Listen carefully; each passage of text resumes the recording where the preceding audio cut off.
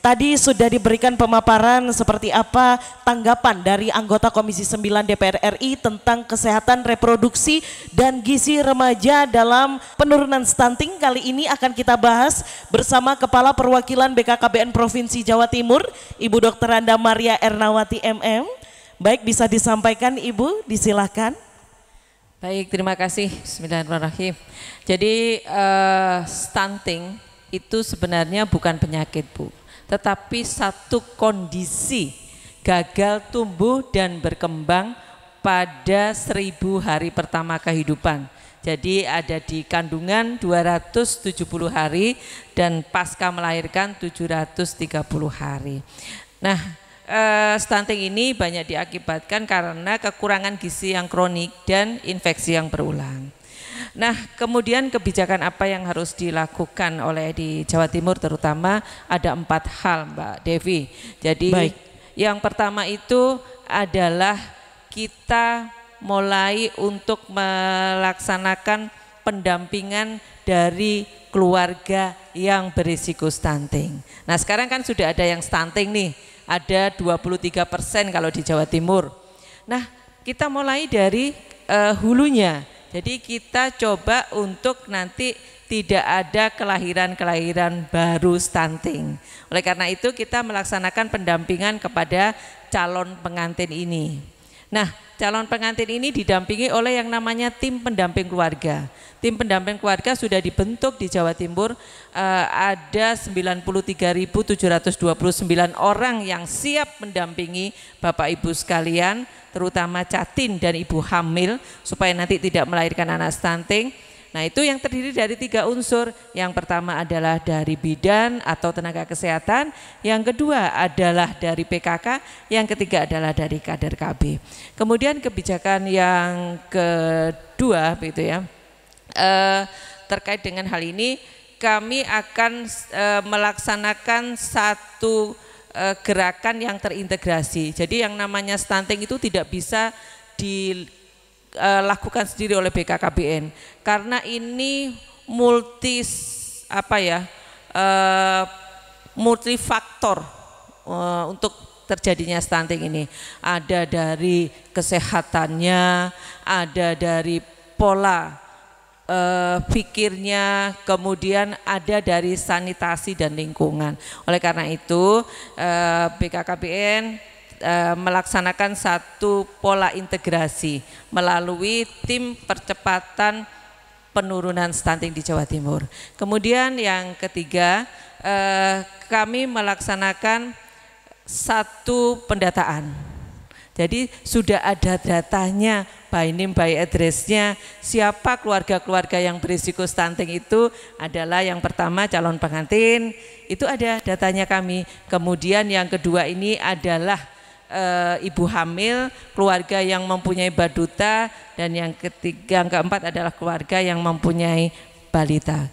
Kemudian yang ketiga, kami mengembangkan satu pola elektronik karena sekarang kan zamannya seperti IT, apa itu, Bu? Ya. Nah, oleh karena itu BKKBN menyiapkan satu alat yang namanya LSIMIL, elektronik siap nikah siap hamil. Ini adalah untuk deteksi awal apakah nanti Bapak Ibu sekalian, baik yang calon pengantin maupun yang hamil itu nanti supaya anaknya lahir tidak stunting. Baik, disampaikan terima kasih banyak Ibu. Bergeser kepada Kepala Dinas Sosial dan P3AKB Kabupaten Bondowoso. Dengan kebijakan-kebijakan tersebut Ibu, bagaimana tanggapan dari masyarakat di Kabupaten Bondowoso terhadap upaya percepatan penurunan stunting khususnya dalam hal kesehatan reproduksi bagi para remaja? Bisa disampaikan Ibu? Baik, terima kasih. Kebijakan BKKBN ini memang luar biasa karena menyelesaikan persoalan stunting harus dari hulu sampai hilir. Nah, pendampingan dari hulu sampai hilir ini melalui apa? Salah satunya yaitu pendampingan remaja. Kami mendampinginya di SSK, Sekolah Siaga Kependudukan. Apa itu SSK? Jadi sekolah ada satu materi-materi pelajaran diintegrasikan dengan materi kesehatan reproduksi.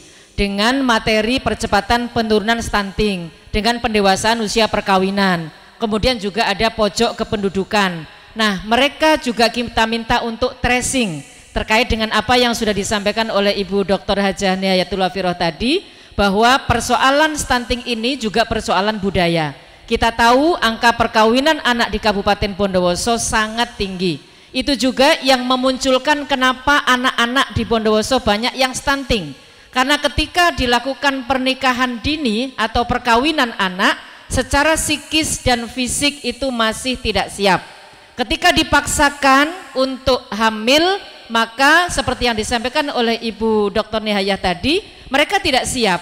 Yang harusnya ukuran rahimnya itu sekian, diameter rahimnya sekian, maka anaknya kemudian menjadi stunting. Maka yang harus diselesaikan stuntingnya dulu, apa perkawinan anak dulu? Ya dua-duanya. Maka kita sekali lagi pendampingan dari hulu sampai hilir. Ketika mereka itu sudah kita tracing, hari ini di setiap sekolah kita minta kepala sekolah, mudah-mudahan itu juga pendekatan di pesantren ini juga bisa dilakukan.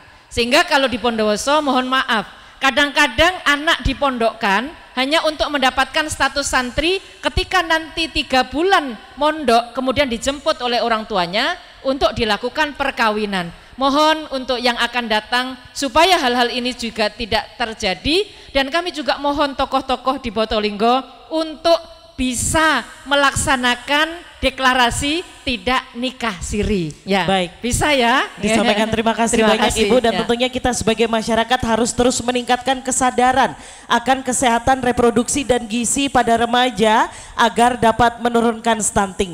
Jangan kemana-mana, usai jeda pariwara berikut kami akan segera kembali.